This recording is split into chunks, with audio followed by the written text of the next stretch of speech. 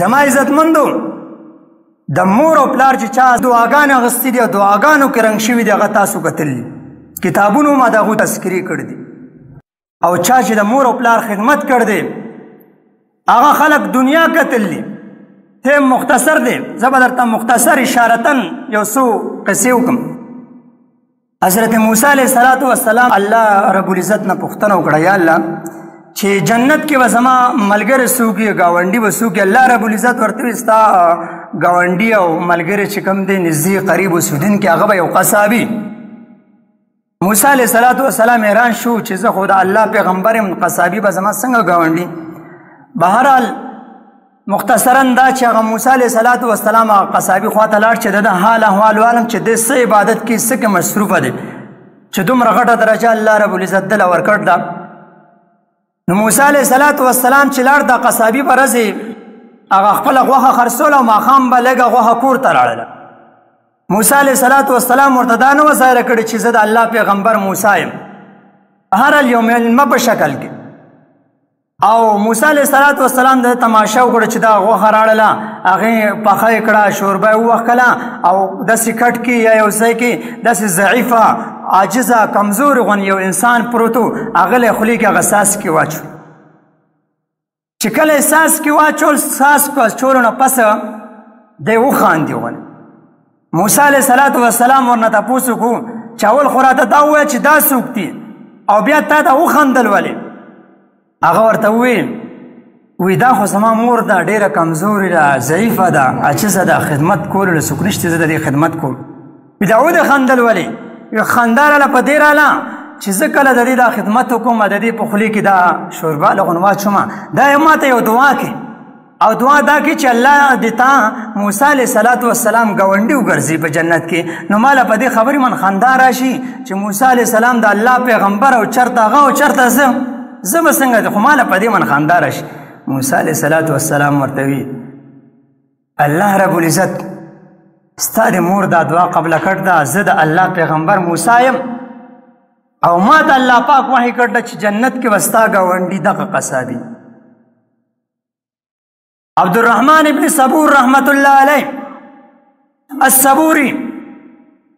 د مریدانو خوب کولیدو چې دی یو باغ کې روان دی او په دې ګیرې کې د سرو زرو ملغلرې دي سار مریدان نالې پیر صاحب مونږ ته بېګا لیدلې تعبیر یې څه دی پیر صاحب ورته وي حضرات وی دا نور دغه نشتي زما خو داسې سامان نشتي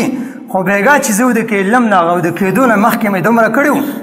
چې دا ګیره مې د خپل مور او پلار د خپو کې وهلې وه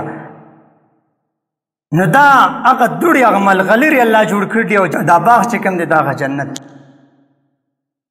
بایزید بستامی رحمت الله علیه مشهور بزرگ دی ډېر غټ عالم تیر شوی دی هغه نه چا تپوس وکړو وی حضرت دا ولایت دا مرتبه دا درجه دا تاسو ته څنګه میلاو شي حضرت ورته وی زما هېڅ کمال خو نه وي ما ته خو هېڅ کمال نه ښکاري خو ما ته هغه یو دعا ښکاري د مور چې یو ورځ زما مور وده وه او په خوب کې ما ته ووایي بچیه ما له اوبه راړه بایزید ما له اوبه راړه نو ما اوبه وړلې زما د مور هغه سترګه بیا ولګېدله نو ما دا اوبه دغسې نیسلې وې ولاړم سهار شو سهار مور پاسې رضي ولیدم ما ته یې دعا وکړه الله دې درنه داسې کامل ولي جوړ وي دا هغه ولایت دی هغه ځای نه زما ولایت هغه درجې شروع شلې نبي علیه السلام فرمایي نبي علیه السلام وی کاش کې چېرې زما د ماسخوتن مونځ کې ولاړ وې او ما ته مور اواز کړی یا محمد او ما دا مونځ پرېښی وی تللی د مور خپو کې مې ځان غړولی نن سبا خو چې یو پلار روان او بچي سره ملګري روان او ملګري دي بچي نه تپوس وکړي چې دا کاکجي څوک دی هغه وایي دا زما تره دی شرمېږي ځینې کسان نبی علیه السلام فرمایي داسې یو چاپلار رواني حدیث دی او دا وایي نه غلط نسبت وکړي یعنی څوک تپوس وکړي دا څوک دی هغه غلط نسبت وکړي چې دا زما تره دی وي دا عاق شوی دا معمولي خبره نه ده ډېر لویه خبره ده دې کې موږ سوچ کو څه موږ کوته یعنې ما ته پلار مور څه خبرې ووایي څه کار ووایي نو موږ څه مظاهره کوو مخکې نه بیا که موږ نه یو تپوس وکړي یو خبره یو ځل پوه نه شي موږ ورته یو ځل وکړو دویم ځل پوه نه شي نو دریم ځل زموږ څه حالت یې څه کیفیت یې څنګه انداز سره ورته خبره کوو. مولانا روم رحمت الله علیه یو واقع ذکر کړې ده. وی یو سړی و هغه یو بچی او ماشوم غونې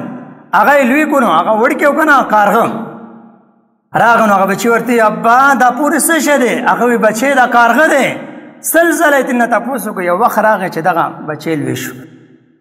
هغه پلار ترېنه تپوس کوي بچی دا پورې څه شی دی؟ بچی ابا کارغه دی.